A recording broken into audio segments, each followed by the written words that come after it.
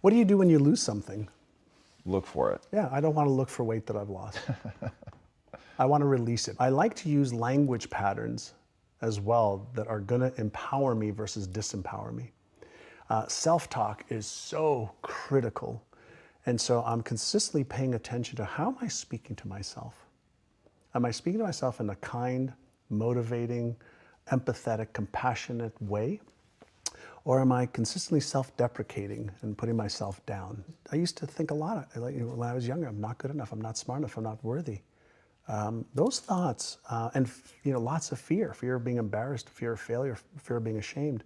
And I still have the thoughts every once in a while, especially when I'm setting new goals. Those come up, holy mackerel, they come up so freaking fast. Are you smart enough to achieve that? Are you good enough to achieve that? Even when I got into really diving deep into the brain science and even my new book, I was petrified to release my book. It took me 2 years to write it because now I'm entering another whole domain of neuroscience and neuropsychology with world-renowned experts that I've worked with for years. But now here I am putting myself out there with, hey, this is neuroscientifically correct. So I had to make sure that it was. But there was a lot of fear. But I understand what the emotion of fear is. It's a subconscious trigger that causes this feeling that I don't like. And it's a go signal for me, not a stop signal for me. Well, fear is an emotion. Emotions are all triggered at the subconscious level. They release neurochemicals that causes a feeling. We are consciously aware of feelings that are triggered at the subconscious level. The feeling is the end point of the human experience in the physical body.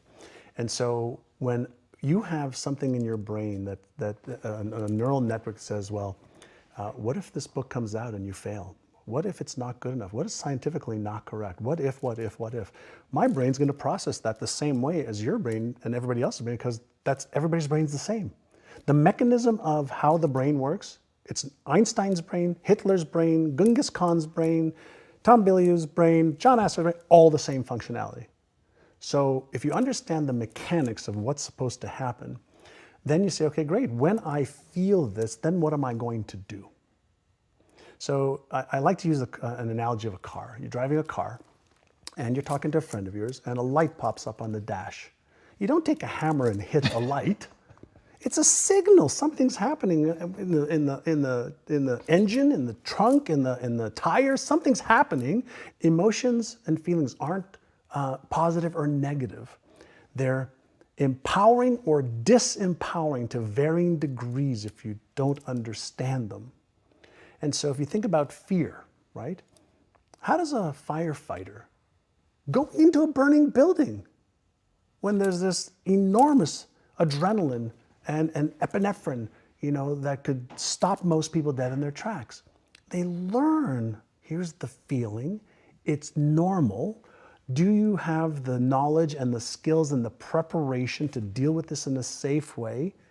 Go. If you don't, now you retreat. So we have this phenomenal brain, right? It's genius abilities. We can't figure out how to replicate it anywhere with billions of dollars, but we are getting some of the user's manual now. So when you feel fear, what should you do? I teach the first 2 exercises that I teach every one of our students. Number 1 is called Take 6, Calm the Circuits. So if you have this unpleasant, anxious, fearful emotion, energy in motion, right? And it's unpleasant and the brakes have gone on. If you just take 6 deep breaths in through your nose, out through your mouth like you're breathing through a straw, you will deactivate the stress response center, which means blood is going to go back to the left prefrontal cortex. The Einstein part of the brain can actually think through this problem, because what happens when the stress response center is activated, blood goes away from that into the fear response.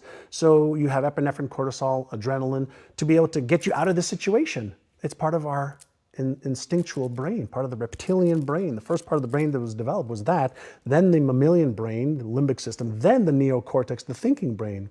So when our brain has this signal of, oh my God, you might get hurt, you might lose this, you might get in trouble, you might be embarrassed, ashamed, ridiculed, judged, etc., that part of the brain is going to get activated. So if you take 6 deep breaths first, calm down, calm the circuits first, Then do inner size number 2 is called AYA, A-I-A.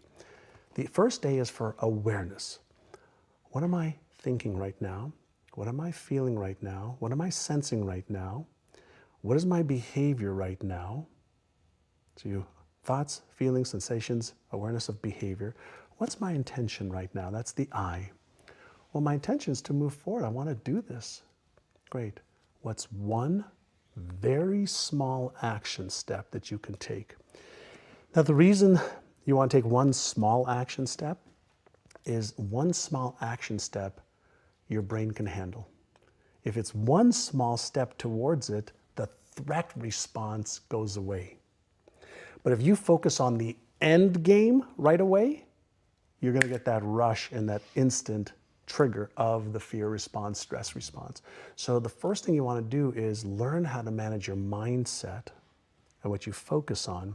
Learn how to manage your emotions because they drive your behavior more than anything else, because we move away from pain and we move towards pleasure, but we move away from pain 1,000 times faster. And pain wires in the brain faster for survival mechanisms. So purely from a neuroscience perspective, just understanding self, once you understand, oh, okay, this feeling is normal, okay, what should I do? Take 6, calm the circuits, AYA, and now you can start being progressive and make progress towards what you want. Now, while you're in the, what am I thinking, feeling, it's a chance to be aware. And the biggest gift we have as human beings is our awareness. Because awareness is what gives you choice, and choice is what gives you freedom. Most people are living their lives in a reactive state, automatic reactive state, because of these set points that we started talking about. So we're in this repetitive cycle over and over and over and over. We react to the same things, we behave the same way, we eat the same foods, we dress the same way, just to maintain that homeostasis and comfort zones. And we've never been taught. Like, when were we taught it as kids? Like, here are your 6 core emotions. Here's the way you deactivate your stress center or fear center. Here's how you activate your imagination center. Here's how you have more focus. Here's how you develop a new belief. Here's how you develop a new habit. Here's how you release one. We haven't been taught that. We've been told they're important things, but we haven't been given the tools, and then we haven't practiced the tools enough to be able to make them part of our unconscious competence brain.